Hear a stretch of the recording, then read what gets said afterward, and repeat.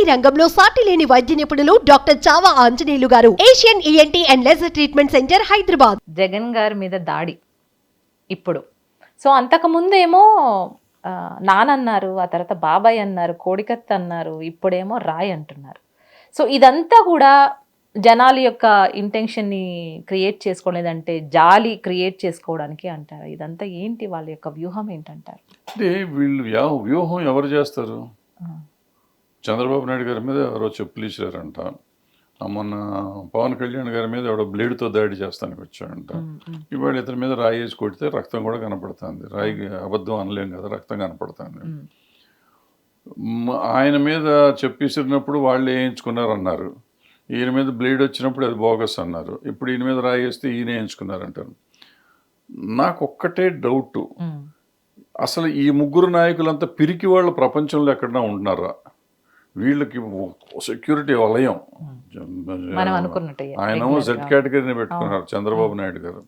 ఈయన పవన్ కళ్యాణ్ గారు కూడా ఆయన గవర్నమెంట్ ఇది ఉంది, ప్లస్ ఆయన సొంత సెక్యూరిటీ ఉంది. మరి ఆ వలయాన్ని దాటుకుని ఎట్టా వస్తారు వాళ్ళు? ఈయన కూడా చుట్టూతో వై కేటగిరీ, ఆయన కూడా జెడ్ కేటగిరీ ఏముందా మరి జగన్మోహన్ రెడ్డి గారికి? వీళ్ళ మీద రాయబడింది. పోతే సొంతంగా రాయేసుకునే అంత ధైర్యం కానీ, సొంతంగా బ్లేడ్ వేయించుకునే అంత ధైర్యం కానీ, సొంతంగా చెప్పులు వేయించుకునే అంత ధైర్యం కానీ ఉంటే వీళ్ళు కేటగిరీలు ఎందుకు జనరల్లోకి పబ్లిక్లోకి రాగలరు కదా? పబ్లిక్ ఇంట్లో ఉంటేనే సెక్యూరిటీ పెట్టుకుని బతుకుతున్నారు వీళ్ళు. వీళ్ళు సొంతంగా వేయించుకునేంత ధైర్యం ఉందని నేను నమ్మను. ఎవరైనా ముగ్గురు నాయకులు, వీళ్ళ ముగ్గురికి వీళ్ళంతటి నువ్వు రాయేసి కొట్టు నాకు రక్తం వస్తుంది నేను జగన్మోహన్ రెడ్డి, నువ్వు చెప్పేసి కొట్టు నాకు సింపతి వస్తుందని చంద్రబాబు నాయుడు గారు, అదే నువ్వు బ్లేడ్తో కోసేయమ్మా నాకు సింపతి వస్తుందని ఆయన, వీళ్ళందరూ అంటారంటే నాకైతే నమ్మకం లేదు. అంత ధైర్యం ఉందని నేను నమ్మను వీళ్ళని.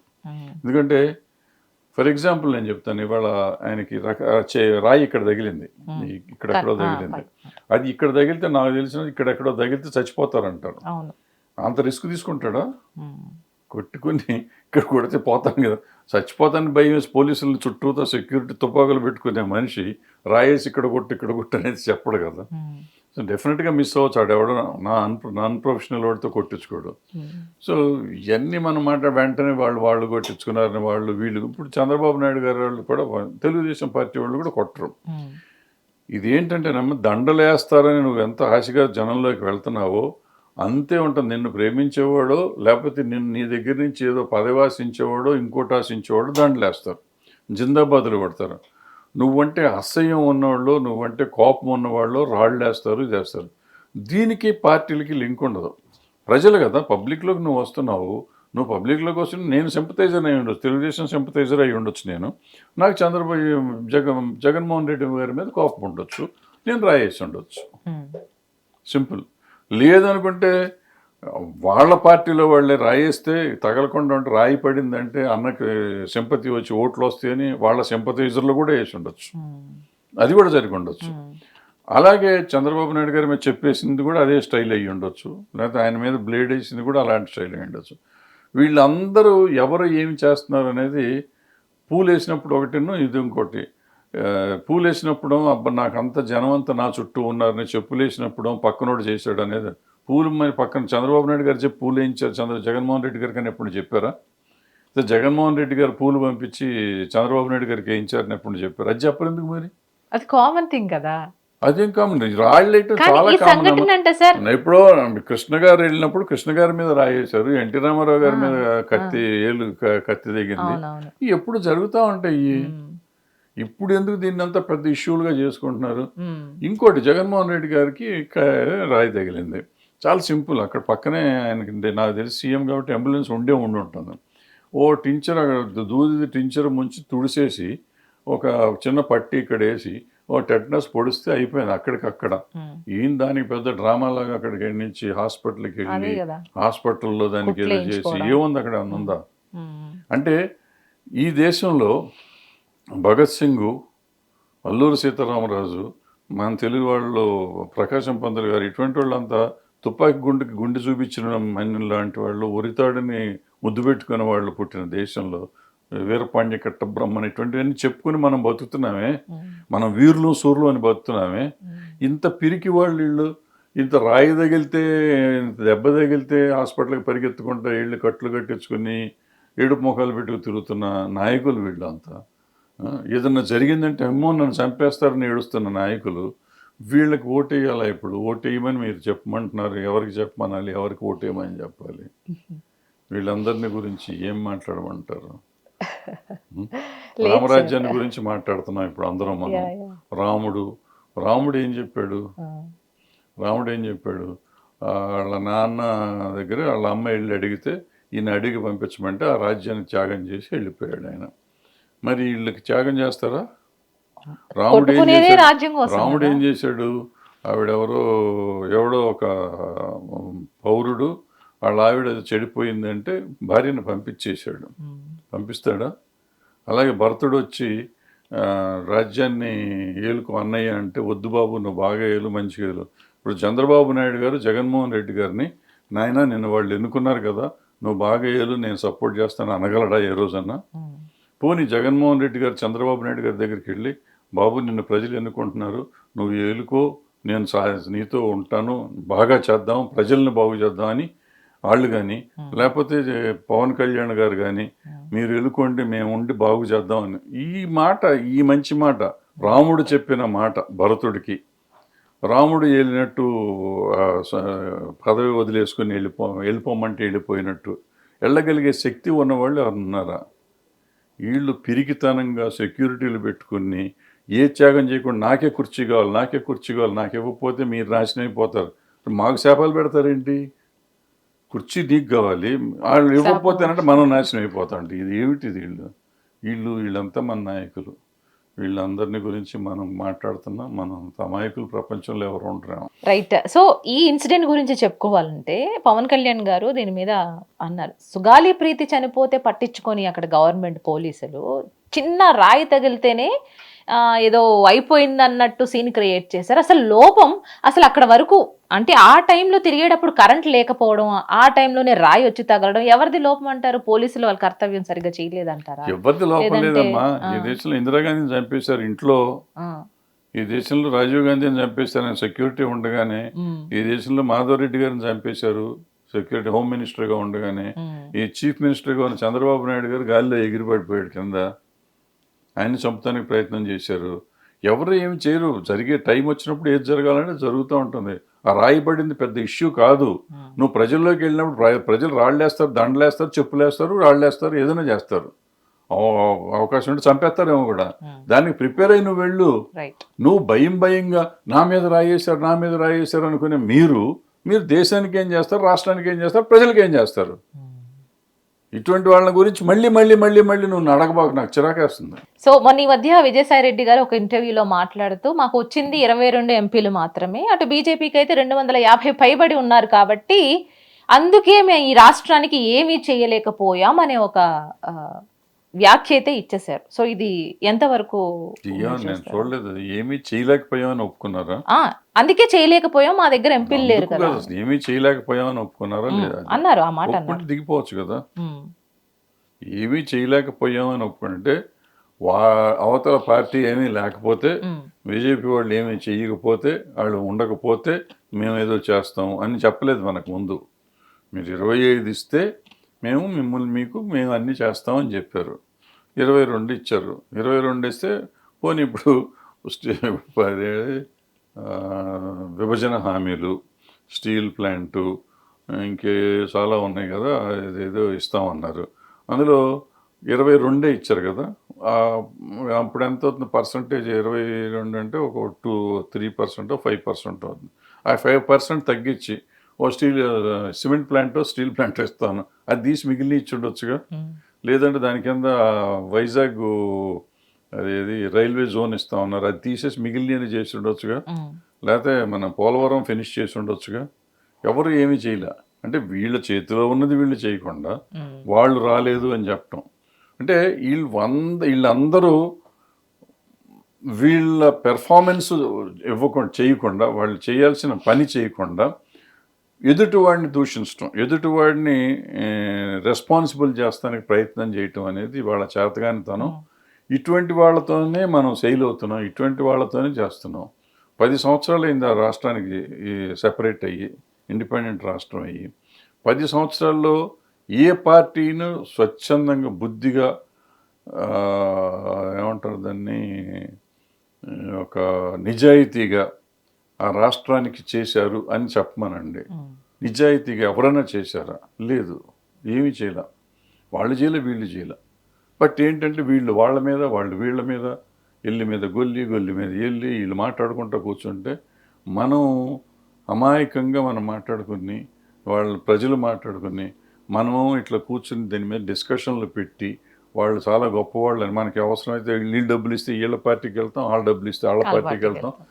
ఇవ్వకపోయినా మనకు మంచి అనిపించింది చెప్పగానే మనం డబ్బులు తీసుకున్నాం అనుకుని ప్రజలు అనుకుని, లేదంటే ఈ పార్టీల వాళ్ళే అనుకుని మన పిచ్చినా కొడుకులా తిట్లు తిట్టి, బూతులు తిట్టి చేస్తున్నారు. ఇంతే తప్ప ఈ సోకాల్డ్ ఇన్ఫ్లుయెన్షియర్స్ కానీ, సోకాల్డ్ యూట్యూబర్స్ కానీ, సోకాల్డ్ విశ్లేషకులు కానీ నిజంగా ప్రజల్ని ఉత్తేజపరిచి ఇది కాదు, ఇది జరిగే తప్పు అని చెప్పేవాళ్ళు ఎంతమంది ఉన్నారు? ఎందుకు చెప్పట్లేదు? అంటే మనకి సమాజం పట్ల ఏ రకమైన రెస్పాన్సిబిలిటీ లేదు మనకి. మనం కేవలం ఏదో ఒక పార్టీతో తీసుకుంటే ఏమో పొరపాటున వాళ్ళు వచ్చి మనకి సహాయం చేస్తారేమో, వాళ్ళు డబ్బులు ఇస్తారేమో, అది ఈ పార్టీ వాళ్ళు వచ్చి మనకి డబ్బులు ఇస్తారేమో అని మాట్లాడుకునే పరిస్థితిలో మనం ఉంటే ఇంక మనము స్వార్థపరులం అయిపోతున్నాం.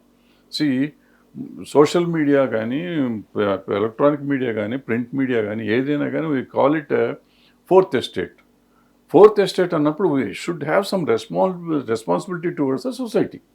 మనకి ఎంతవరకు రెస్పాన్సిబిలిటీ ఉంది? మనం ఎంతసేపు ఆశగా జగన్మోహన్ రెడ్డి గారి పార్టీ డబ్బులు ఇస్తుందా, చంద్రబాబు నాయుడు గారి పార్టీ డబ్బులు ఇస్తుందా, జనసేన వాళ్ళు ఇస్తారా, బీజేపీ వాళ్ళు ఇస్తారని ఎదురు చూసే పరిస్థితిలో మనం ఉండి మనం ఛానల్లో కూర్చొని మాట్లాడుతూ ఉంటే మన మీద నమ్మకం ప్రజలకి ఎక్కడ వస్తుంది? ప్రజలకి వీళ్ళ మీద నమ్మకం లేదు, మన మీద నమ్మకం లేదు. వాళ్ళకి ఏంటంటే సరే టెంపరీగా ఏదో ఒకటి ఎట్టగు పనిచేసి సావరేళ్ళు ఇచ్చే 10,000 5,000 తీసుకొని మనం గుద్దేద్దామని వాళ్ళు గుద్దుతారంటే ఇంత నిర్వీర్యంగా మనం బతుకుతున్నాం అందరం, ఈ సమాజంలో ఉన్న వాళ్ళందరం. సో మనం సిగ్గుతో తల ఉంచుకోవాలి ఇట్లా చర్చలు పెడతాం కంటే. అలాగే అంబటి గారు కూడా ఒక ఇంటర్వ్యూలో మాట్లాడుతూ, నా ముఖం చూసి కాదు కానీ నా నియోజకవర్గంలో కానీ నా వైపు కార్యకర్తల్లో కానీ ఎటువంటి అంటే వ్యతిరేకత ఉన్నా కూడా నా ముఖం కాదు కదా, వైఎస్ జగన్ గారి ముఖం చూసి నాకు ఓటేస్తారు అని అంటున్నారు. సో దీనిపై మీ స్పందన ఏంటి? ఏముంటుంది ఇప్పుడు ఆ పార్టీలో కాదు ఏ పార్టీలో అయినా కానీ ఆ బొమ్మ వాళ్ళ బొమ్మ. నేను ఇప్పుడు ప్రతిసారి చెప్తా ఉంటాను కదా, 3 బొమ్మలతో రాష్ట్రం నడుస్తుంది. జగన్మోహన్ రెడ్డి గారు, పవన్ కళ్యాణ్ గారు, చంద్రబాబు నాయుడు గారు. 3 బొమ్మలు లేకపోతే 3 పార్టీలు లేరు. అంబటి రాంబాబు అవ్వచ్చు, ఇంకో బాబు అవ్వచ్చు, ఇంకో సోమబాబు అవ్వచ్చు, ఏ బాబు అయినా కానీ ఈ 3 బాబుల బొమ్మలు ఉంటేనే నడుస్తుంది.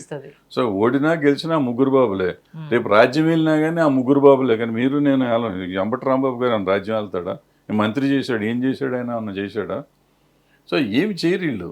వాళ్ళు రాజ్యం వెళ్ళుకుంటారు, వాళ్ళు సంపాదించుకుంటారు, ఓడగొట్టుకుంటారు, వాళ్ళు వస్తారు. వీళ్ళు ఊరికే ఎలక్షన్లో ఉంటారు. గెలిస్తే మళ్ళీ మంత్రి వస్తే వస్తుంది, ఓడిపోతే ఇంటికి వెళ్ళిపోతాడు, ఆయన ఏ పని చూసుకుంటాడు. అంత ధీమా ఎందుకు సార్ ఆయనకి? ఎందుకంటే ప్రతిపక్షం వాళ్ళు ఎవరైనా క్వశ్చన్ ఎక్కువ పెడితే ఎమ్మటే వచ్చి మీడియా కాన్ఫరెన్స్ లో ఆయన గురించి చక్కగా మాట్లాడుతూ ఉంటున్నాడు కాబట్టి ఆయన ముఖం చూసి ఆయన చేస్తారు అనుకుంటున్నాడు. ఈ సర్వైవల్ పాలిటిక్స్ ఇవన్నీ ఇప్పుడు మనం రాజకీయాల్లో నేను ప్రజలకి సేవ చేసి ప్రజల్ని మెప్పు పొంది ప్రజలతో నేను కావాలనిపించుకోవాలి. ప్రజాసేవకుడు అనేవాడు నేను కావాలనిపించుకోవాలి.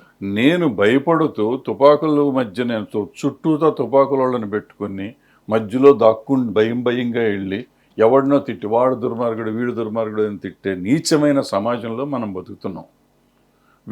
ఈ నాయకులు వీళ్ళంతా నాయకులుగా పెట్టుకుని మనం బతుకుతున్న సమాజం ఇది. వీళ్ళు ఏదో చేస్తారనో వాళ్ళు ఏదో చెప్తారనో మనం అనుకోవటం వేస్ట్. సో వీళ్ళందరూ నిమిత్త మాత్రులు. ఈ 175 కాన్స్టిట్యున్సీల్లో కంటెస్ట్ చేస్తున్న వాళ్ళు ఎవళ్ళైనా గుండె మీద చెయ్యేసుకుని మా నాయకుడు కాదు నేను చేస్తాను, మా పార్టీ వచ్చినా రాపోయినా నేను పని చేస్తానని చెప్పే మగవాడు ఎవరన్నా కానీ ఆడావిడ కానీ ఎవరినుంటే నాకు చూపించండి. అది లేదు. మా నాయకుడు మీకు చేసి పెడతాడు. ఏంటి ఆ నాయకుడు చేస్తే 10 ఏళ్ళ నుంచి ఏ నాయకుడు ఎందుకు చేయలేదు? ఈ 10 ఏళ్ళు, 5 ఏళ్ళు ఏమైంది, ఈ 5 ఏళ్ళు ఏమైంది? ఏది మరి? సో వివేకానంద రెడ్డి గారి సిస్టరు ఏంటంటే సునీత గారు అలాగే షర్మిల గారు కుట్ర చేస్తున్నారు రాజకీయంగా అండ్ అలాగే కుటుంబ పరంగా కూడా బయటికి పరువు తీస్తున్నారు. సో ఇదంతా చూస్తుంటే మరి వాళ్ళు చేసేది కుట్రే అంటారా? కుట్రో బొట్రో నాకు తెలియదమ్మా. ఎలక్షన్ జరుగుతుంది. ఎలక్షన్ ఎవరికి జరుగుతుంది? ఆంధ్ర రాష్ట్రానికి జరుగుతుంది. ఎలక్షన్ దేనికోసం జరుగుతుంది? ప్రజాస్వామ్యాన్ని కాపాడుతానికి జరుగుతుంది. ప్రజాస్వామ్యం అంటే ఏంటి? For the people, by the people, to the people కదా. సో ప్రజలే ఏదైనా కానీ ప్రజల కోసం కావాలి. కానీ మీ ఫ్యామిలీలో మీరు ఎవరు చచ్చిపోయారు, ఎవరు బతికున్నారు, ఎవరిని చంపారు, మీ ఫ్యామిలీ గొడవలు మాకు అనవసరం కదా. మీ ఒక్క ఫ్యామిలీతో దేశమే నడవదు, రాష్ట్రమే నడవదు. 5 ఏళ్ల నుంచి అది జరగల. మీరు ఈ 5 ఏళ్లలో మీరు ఉన్నారు కదా. ఇప్పుడు ఆయన చంపారు, చంపిన వాళ్ళు మాకు తెలుసు అంటున్న ఇదే షర్మిల గారు ఇంతకుముందు మరి 4 ఏళ్ల నుంచి ఎందుకు మాట్లాడలేదు? ఈ ఎలక్షన్ వచ్చినప్పుడు ఒక మాట, ఎలక్షన్కి ముందు ఒక మాట, ఎలక్షన్ తర్వాత ఒక మాట. అసలు వివేకానంద రెడ్డి గారిని చంపారు, మీ ఫ్యామిలీ చంపారు, మీరు వెళ్ళి చంపేయండి కావాలంటే, మీరు ఏదో చేసుకుని పోలీస్ కేసు పెట్టుకోండి, ఏమన్నా చేసుకోండి. ఈ ఎలక్షన్కి దానికి సంబంధం ఏంటి? ఇప్పుడు షర్మిల గారు ఇవాళ president of Andhra Pradesh Congress committee. Andhra Pradesh Congress కమిటీకి వైఎస్ వివేకానంద రెడ్డి గారి హత్యకి సంబంధం ఏంటి? ఆవిడ ఎలక్షన్కి వచ్చి మేము ఆ బీజేపీ వాళ్ళు ఏదో చేస్తున్నారు, వాళ్ళకి అగేనెస్ట్గా దేశాన్ని కాపాడతాము, లేకపోతే ఈ రాష్ట్రానికి వాళ్ళు ఇవ్వాల్సిన హామీలు ఇవ్వలేదు, ఈ రాష్ట్రానికి మనం చేద్దాము అని మాట్లాడాలా? వివేకానంద రెడ్డి గారి హత్య మా అన్న తిన్నాడని చెప్పు. మా అన్న కాదు, ముఖ్యమంత్రి తిన్నాడు, ఈ ముఖ్యమంత్రి మనకొద్దు, ఈ ప్రభుత్వం వద్దు, వీళ్ళొద్దు. అంతేగాని వివేకానంద రెడ్డి హత్య దీంట్లో సంబంధం ఏంటి? హూ ఇస్ వివేకానంద రెడ్డి అంటే? డ్యూ రెస్పెక్ట్ టు హిమ్, ఆయన చాలా మంచి ఆయన, నాకు కూడా మంచి ఫ్రెండ్.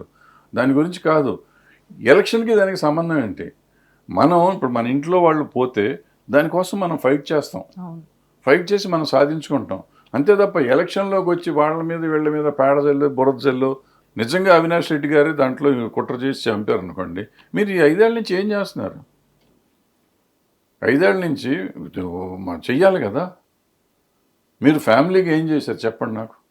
షర్మిల గారు ఫ్యామిలీగా ఏం చేశారు? ఇవాళ సడన్గా వచ్చేసి అవినాష్ రెడ్డి గారు చంపారు అని చెప్తుంటే, మా బాబాయిని చంపింది ఇవాళ, ఈయన 5 ఏళ్ళ నుంచి చెప్పలేకపోయారా? అంటే ఎలక్షన్కి దానికి సంబంధమా? అంటే నువ్వెవరు? You are not Sharmila here, you are president of that political party, Congress party president నువ్వు. కాంగ్రెస్ పార్టీ ఏం చెప్తాను మనకి? ఈ దేశాన్ని కాపాడదాం అంటున్నారు. నేషనల్ పార్టీ అది. నేషనల్ పార్టీకి నువ్వు ప్రెసిడెంట్ అయినప్పుడు ఈ రాష్ట్రాన్ని గురించి మాట్లాడు. మీ బాబాయిని చంపేదానికి నువ్వు పర్సనల్గా పోరాడు, లేకపోతే దానికి రిజైన్ చేసి నువ్వు కూర్చో రోడ్డు మీద కూర్చోకావాలని మేము కూడా వస్తాం తోడు. ఎక్కడికి వెళ్తున్నారు వీళ్ళంతా? ఎవరి ఇష్టం వచ్చింది వాళ్ళు మాట్లాడుకుంటా, వాళ్ళు చంపారు. ఈవెన్ చంద్రబాబు నాయుడు గారు కూడా అదే మాట్లాడతారు, పవన్ కళ్యాణ్ గారు అదే మాట్లాడతారు, జగన్మోహన్ రెడ్డి గారు కూడా అదే మాట్లాడతారు. అసలు ఏమన్నా ఉంది వీళ్ళకి? సిగ్గు ఎవరికన్నా ఉందా అసలు మనుషులకి? వీళ్ళు మనం దేని గురించి మాట్లాడుతున్నాం, దేనికోసం ఫైట్ చేస్తున్నాం? మొత్తం వివేకానంద రెడ్డి గారి హత్య కోసం ఎలక్షన్ జరుగుతుంది అని ముందు దాని మీద డిక్లేర్ చేయమనండి. అసలు ప్రజలు నాశనం అయిపోయినా పర్లేదు, ఈ దేశంలో రాష్ట్రంలో ఎవరేమైనా పర్లేదు, కేవలం వివేకానంద రెడ్డి గారి హత్య మాత్రం ఈ రాష్ట్రానికి ముఖ్యమైన విషయం, దీని గురించే మాట్లాడదాం అని చెప్పమనండి. వివేకానంద రెడ్డి గారి హత్య ముఖ్యమంత్రి గారి పినతండ్రి, మాజీ ముఖ్యమంత్రి గారి తమ్ముడు, మాజీ ఎంపీ, మాజీ మంత్రి, చాలా ఇంపార్టెంట్ ఇష్యూ, పట్టించుకోవాలి, శిక్షించాలి అనేది కరెక్ట్ పాయింట్, దాని గురించి అంటలా. బట్ అది ఎలక్షన్ పాయింట్ కాదంటున్నా నేను. దాని గురించి సీరియస్గా తీసుకోవాలి. దాని గురించి ఎందుకు తీసుకోలేదు? నువ్వు ముఖ్యమంత్రి కూడా నువ్వు తీసుకోలేకపోయావు, మాజీ ముఖ్యమంత్రి ఆయన తీసుకోలేకపోయాడు, నువ్వు వాళ్ళ అన్న కూతురు అయ్యుండి నువ్వు తీసుకోలేకపోయావు. ఇవాళ ఎందుకు మాట్లాడుతున్నారు? 5 ఏళ్ళు అయిపోయినాక ఎందుకు మాట్లాడుతున్నారు? అసలు ఏ రకమైన ఒక రకమైన సిగ్గు లజ్జ అసలు ఏం లేదు వీళ్ళందరికీ. So that was amazing talking with you sir. చాలా బాగా చెప్పారు ఈరోజు మాత్రం.